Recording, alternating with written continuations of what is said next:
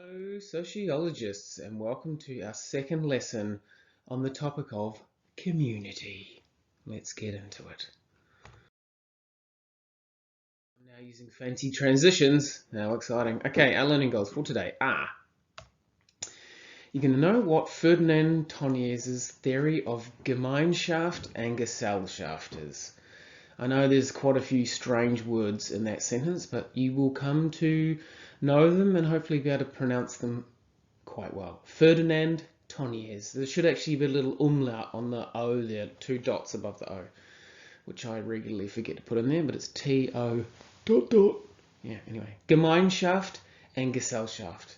Gesellschaft. They are German words, and you'll find out what they mean very soon.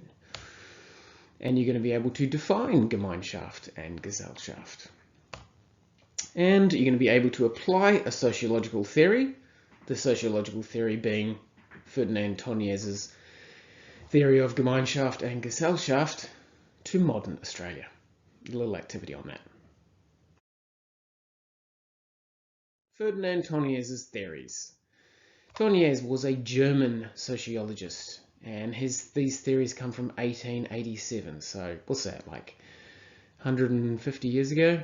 130 years ago? Yeah, so fairly influential given that we're still learning about them now. Nice. There's the man himself, Ferdinand Tonnies. Pretty intense look. Classic 1880s German. What can I say? Book about him. Ferdinand Tonnies, and there's another picture of him with his outstanding... I think he's making up for the fact that he's got no hair on his head, that he's got all of that beard and moustache. It was very common back then. Yeah. Gemeinschaft und Gesellschaft. Yeah. Look at these two concepts. First one, Gemeinschaft. Now, the way I like to remember it is Gemeinschaft, it's mine, yeah? It's a small community, which is roughly what Gemeinschaft means. So Gemeinschaft in German means community. So he was thinking, and this has been applied to other forms of society, but he was thinking about a small rural traditional group. They don't move around much. They live in their local rural community. They have close family ties. They have traditional values. That should say, not tradition. It's based, and their social bonds are based on intimacy. So, your family and your very, very close friends. A lot of support and collective solidarity. So the group has a lot of strong social cohesion. They're a strong, solid group. Yeah, they're supportive of one another. Yeah, mention that. Sense of belonging. So there's a link to what we looked at in ethnicity about inclusion and belonging. Yeah, a Gemeinschaft, community, has a strong sense of belonging and inclusion. It excludes outsiders. So if you're not in that small community, then you're the other. Get out of it, dick.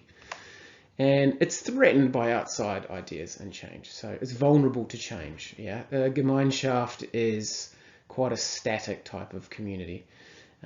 So, for example, IR, that's my abbreviation for Industrial Revolution. The Industrial Revolution caused a lot of social upheaval and really damaged these Gemeinschaft, these communities. Okay. So, always got to chuck in a random photo in between each slide of notes so as to not bore you silly. And this one here is an idealized Gemeinschaft. Yeah, small rural community. Look, everybody knows everybody. If you've ever watched Lord of the Rings, you imagine the hobbits living in Hobbiton right at the start. That's a perfect example of a Gemeinschaft. Yeah. Oh, they look so happy. With flutes. Another concept that he talks about in contrast to Gemeinschaft is Gesellschaft. I think it's pronounced Gesellschaft, so not a hard S, it's more like a Z. Gesellschaft. Gesellschaft means society in German. So it's a large modern urban group, yeah? So Melbourne would be more of a Gesellschaft than a Gemeinschaft. If you live out on the rural fringe, maybe if you're from, I don't know, some of those weird little areas on the outsides, perhaps you're a Gemeinschaft, but if you're living in Melbourne CBD, Gesellschaft all the way, baby. So, belonging in a Gesellschaft is based on your preferences, not your tradition. Yeah, in a Gesellschaft, there's a big diversity of people in Gesellschaft, and you can pick which ones you want to live with. Now, this is quite interesting, quite relevant to the lockdown that a lot of you have experienced recently because of coronavirus. There's a big difference between the Gemeinschaft of your small family group. You don't pick those people. Yeah, it's a fixed group of people. Whereas your friendship group and all the online communities that you might be a part of, you choose them. Yeah, so Gesellschafts are based on preferences, not on tradition. Like, you have to love your parents because that's tradition. It's not like that. It's based on distant, impersonal relationships, self-interest, individualism, and personal gain. Yeah, so you'll notice that, just even reading that, this Gesellschaft sounds a lot more like modern society in big cities than Gemeinschaft does. There are weaker social ties between people that are more easily broken. There's more opportunity in Gesellschaft. There's more diverse people. There's more different subgroups that you can belong to. So, if you've got some weird interests or whatever, you're going to find your tribe. There's more gender equality generally, yeah. So Gemeinschaft, the traditional communities, are more patriarchal, just like traditional societies have been throughout history. As history has progressed, we've seen more gender equality, and Gesellschaft is a more modern form of social grouping, and so there's more gender equality there.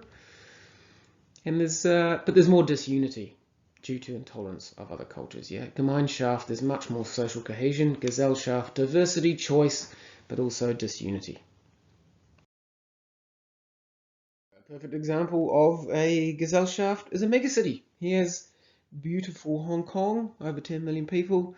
Yeah, it's a Gesellschaft. Heaps and heaps of people, quite impersonal. If you've ever walked down the main street of any major city in the world, you're surrounded by hundreds and hundreds of people, but you can feel quite alone because you don't know any of them. Right, so what can we say about both ideas?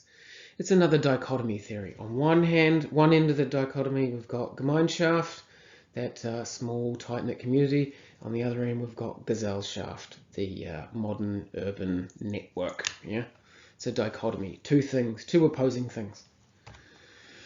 Now, the idea being that we went from Gemeinschaft to Gesellschaft after industrialization. As we looked at in an earlier lesson, one of the big things that happened in industrialization was a big migration from small rural communities to large urban centers so that people could get work in factories.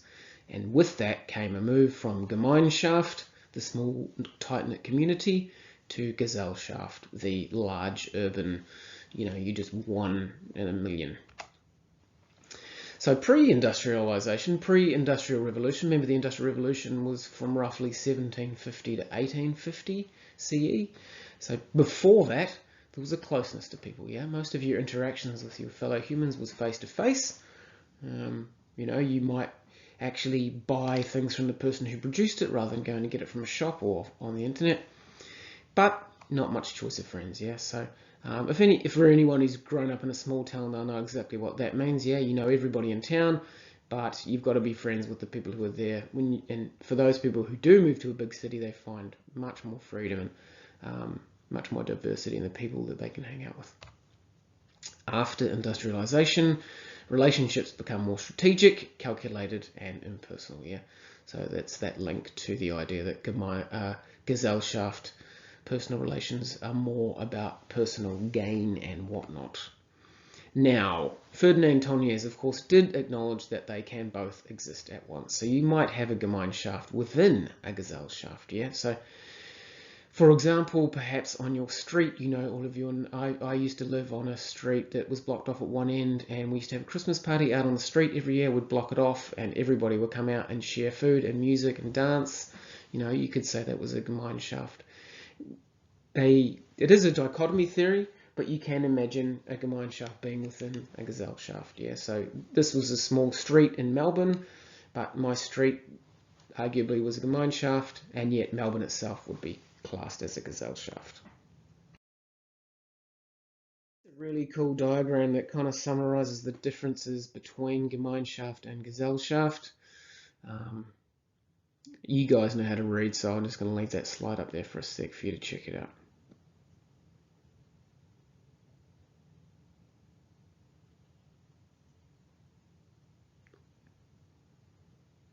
Now, when you're writing answers about Gemeinschaft and Gesellschaft, you are going to need to memorize some of these words so that you can characterize them, yeah? So that could be a good one to use, or some of the dot points on the earlier slides. That's up to you.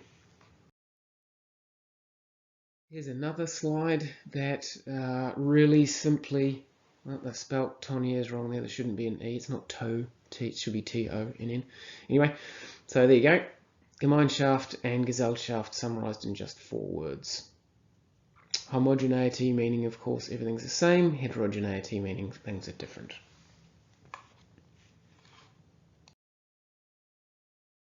Activity for today is, I want you to, in your own words, now, you're probably going to need to copy some that you've seen, but without just copying words from dot points you've already written down, so cover that stuff up, I want you to try and list 10 words that characterize the 2 ideas. Yeah, so draw up a table with 10 for Gemeinschaft and 10 for Gesellschaft. 10 words that link to Gemeinschaft and 10 words that link to Gesellschaft. Yay.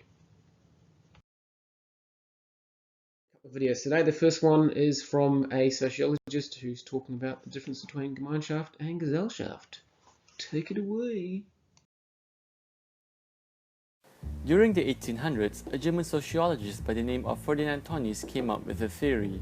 His theory, now called Gemeinschaft and Gesellschaft, was a response to Emily Durkheim's theory of organic and mechanical solidarity. However, instead of categorizing society into groups based on their labor division, Tönnies grouped society based on social ties. But I'm getting ahead of myself, and you, the viewer, might be getting confused and have no idea what I'm talking about. So allow me to explain these concepts through examples. Let's start with mechanical solidarity and Gemeinschaft. According to Durkheim, there are 2 types of social structure in every society. In places where communities consisted of small families and close-knit groups, for example villages and rural areas, division of labor is fairly limited, as every group or family needed to do the same work in order to earn a living. Each person needed to hunt, prepare food, grow crops, make clothes, build shelters, and so forth. Durkheim termed this type of labor division as mechanical solidarity.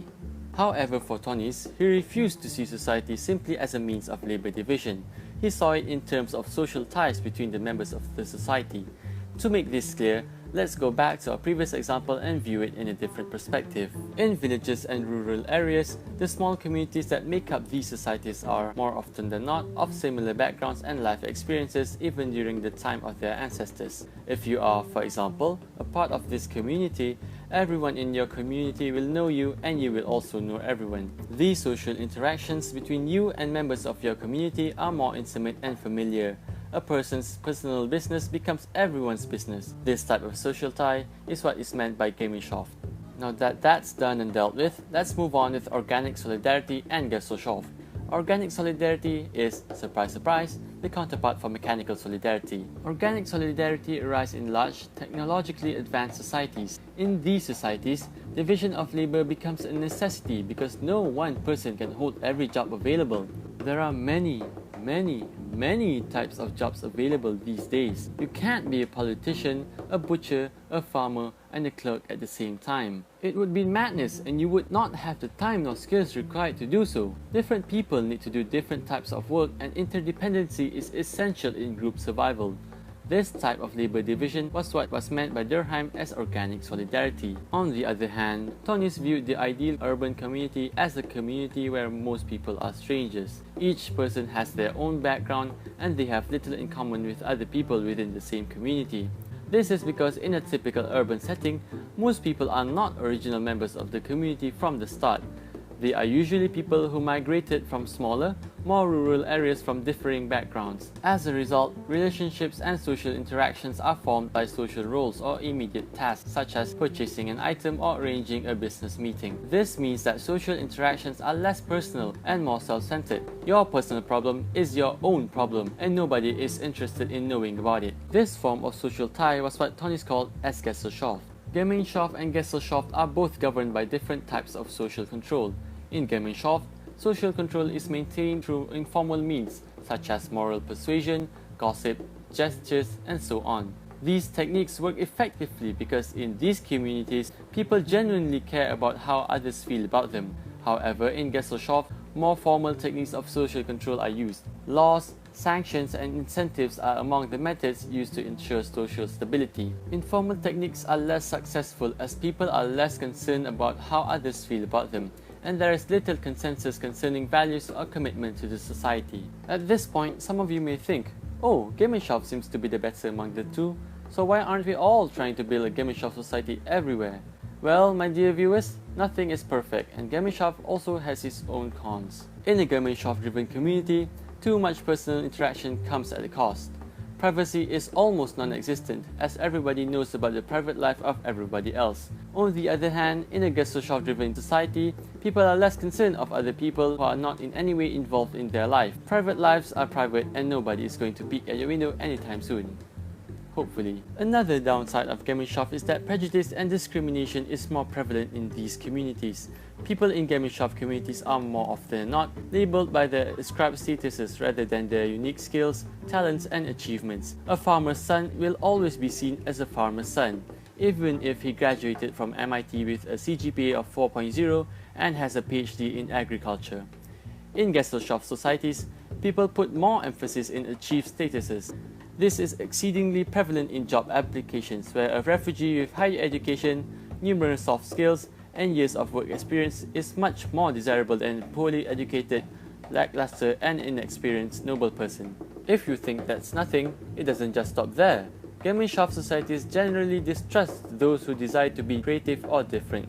They are more conservative and believe that generations-old traditions should be upheld.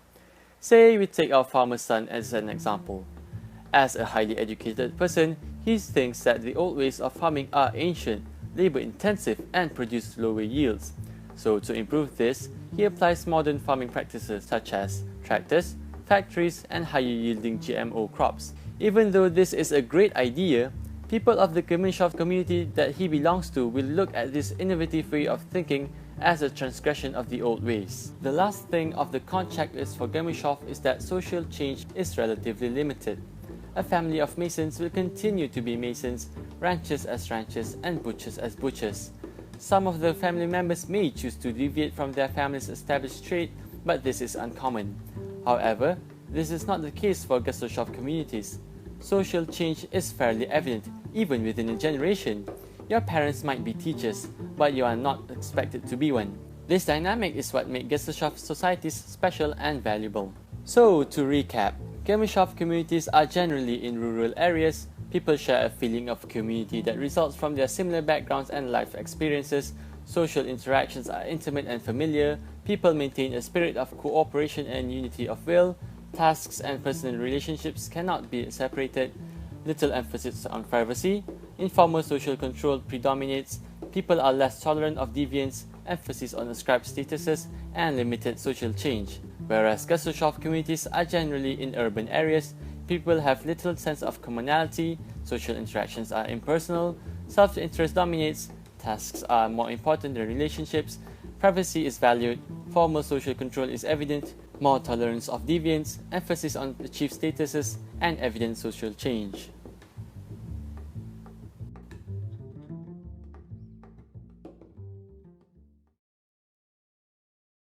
Today is about Ferdinand Tonnies, and again the same theory and how he's been influential on other sociologists.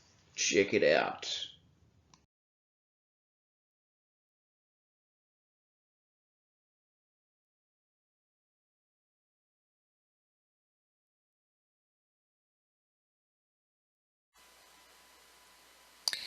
So even as we're studying contemporary theory, we really need to take just a little bit of time to go backwards, to look backwards and see how is it that this theory developed. And if we look behind the work of Talcott Parsons, we see not only Durkheim, who I've already spoken about, but we also see Ferdinand Tönnies. So Ferdinand Tönnies was alive in the mid-1800s all the way through to about the mid-1900s, and he was a German sociologist and a theorist. And his most important contribution to sociology is the types of society or social groups that existed. Now, back in his day, there were two primary types of society, and he labeled these Gemeinschaft and Gesellschaft. These are German words. Gemeinschaft is most commonly translated as community, and Gesellschaft is most commonly translated as society. And so he had some ideas about the interplay between small groups and large groups, community and society. So let's see what he had to say. And bear in mind that the reason why we're looking at Ferdinand Tönnies' work is because if we look just at the style of his work, these types of classifications, we can see where Talcott Parsons might have read this work of Tönnies and said, hey, I understand that he's looking at society and trying to figure out what the attributes of a particular society are. And just maybe that's where he came up with his ideas for his systems levels. So let's take a look at these concepts of Gemeinschaft and Gesellschaft and see exactly what it was that Ferdinand Tönnies was trying to tell us. With these two ideas, he really was trying to distinguish between two different types of social groups. He felt that one type of group, the Gemeinschaft group, was bound together based on mutual bonds, based on friendship and kinship, and based on commonality of their goals. So in other words, this is the type of group where the goal of the group is very important and everybody in the group works towards that goal. And so you can see where this might have been the concept or the idea or feeling of community. The connections here are involving very personal relationships based on friendships, based on kinship. The family is very, very important.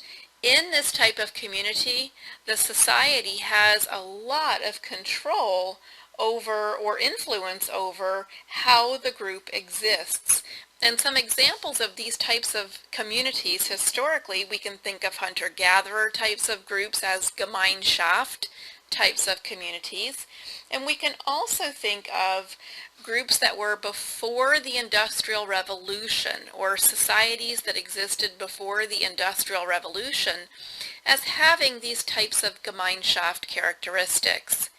Now on the other side of that for Tönnies was the Gesellschaft community. And Tönnies said that we today in contemporary America would live in a Gesellschaft type of community. We have lots of differentiation in our work, and what that requires is interdependence, but of a superficial variety. In other words, I have to depend on all kinds of people to be able to exist in society, but the ties that I have with those people aren't necessarily strong, meaningful connections. They aren't necessarily strong bonds that I have with other people. Gesellschaft communities are also characterized by smaller families. We don't need to have that large family anymore because we don't need all of those able bodies to help us with our job. Oftentimes our jobs in these type of Gesellschaft communities only require our brain. They no longer require our brawn, and so therefore we could start to have less and less children. We also tend to move away from our parents. When we become older and we want to establish ourselves as adults in the community, oftentimes that means we move away. We fly the coop, and we no longer want to live close to the influence of our parents. So for Tönnies, these two different types of communities, these were important observations that Tönnies was making because he was realistically talking about how society was going to change through the process of industrialization. Now remember, he lived during the time of the early Industrial Revolution, and so he was seeing all of these drastic changes that were happening with the population shift from rural society to more urban existence.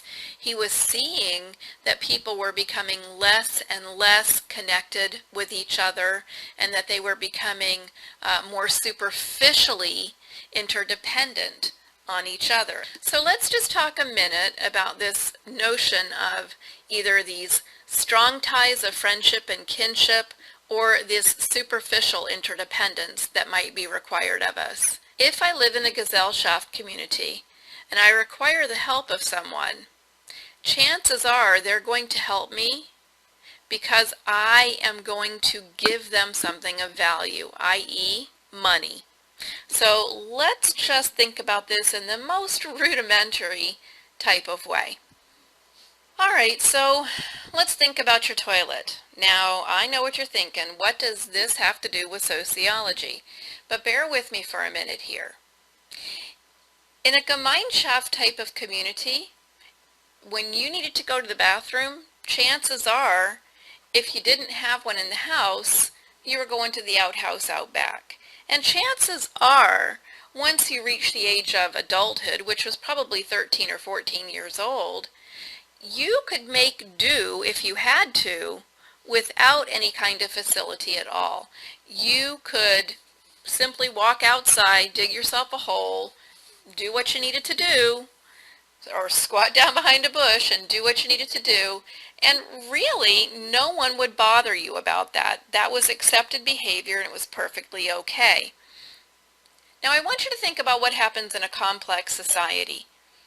How many people does it take for you to go to the bathroom in the morning? It's the first thing essentially that all of us do when we get out of bed in the morning.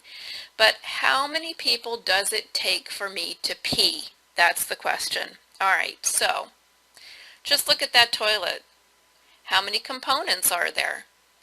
Probably 50. If we include all the guts that are inside the tank and the bowl and the seat and the lid and everything else that's involved, we probably have 50 different mechanical parts and bits and pieces that go into the making of that toilet. But can you make it?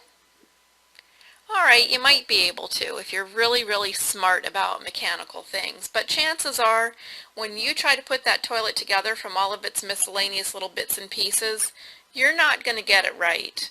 You need a specialist for that. And you need that person to build that toilet so that you can pee. Now, that's not the only thing you need in the morning. You probably also need a light. And for that, you need an electrician.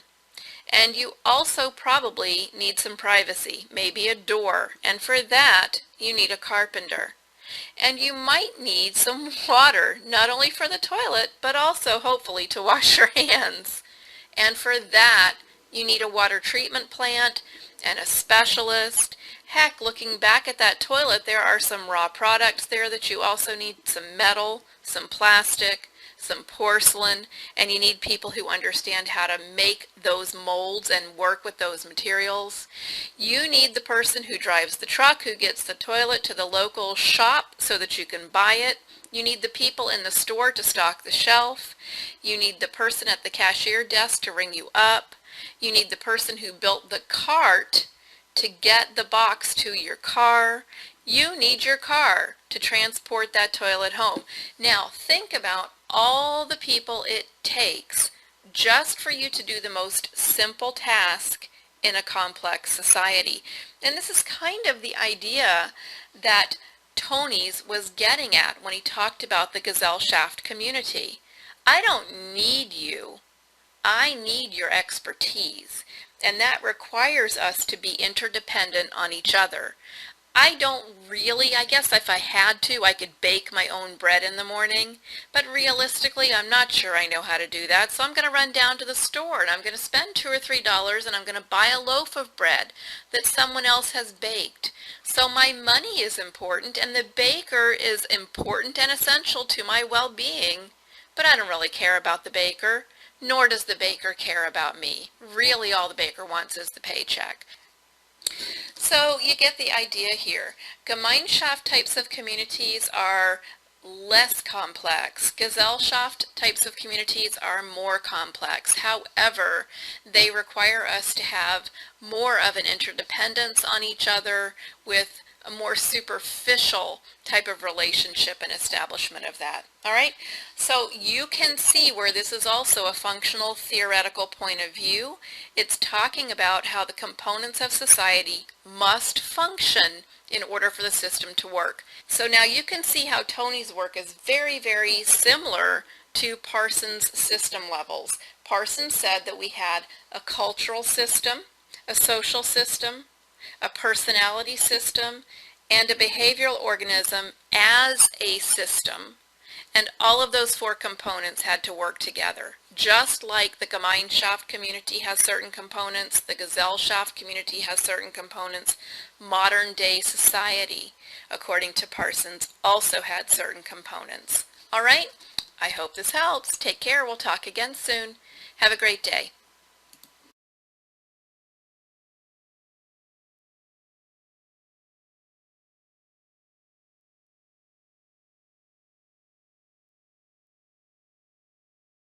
Activity. We're going to do a PMI, a plus minus interesting, on these two ideas, Gemeinschaft and Gesellschaft. So write down anything that you think is a plus about using these two concepts to analyze society. Something might be a minus, and something that's just straight up interesting. Wicked. Fun part. Whoa. A practice response. So for my students, I want you to do this on OneNote. You'll get in-person feedback about this. Here's the question, and this has come straight from a previous exam, so this is definitely the kind of thing that you'll be asked. Explain how the concept of community has changed over time. In your response, refer to examples and to the theory of Ferdinand Tönnies.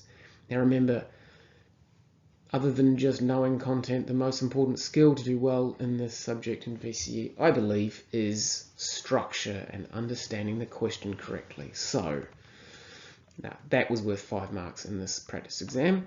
So I want you to write a quick plan, yeah? I want you to, what sections should your answer have to answer that question? Well, write a quick plan, and then I want you to time yourself. Only spend 8 minutes writing. Well, in this case, you'll be typing straight into OneNote. We need to start getting realistic about how much we can write in that time. There's no point writing massive answers when you won't be able to do that under time pressure. So anyway. For those of you that are keen as beans, and I know there are some out there, check out pages 131 and 132 from your textbook and have a glance at this. So this is from thought.co. It's a really cool website with heaps of philosophy type stuff on it. It's bit.ly/Sociology Stuff 2020, and it's got a really good, 4-paragraph long explanation about Gemeinschaft and Gesellschaft. Thank you so much for taking part in this lesson. As I always say, keep it real.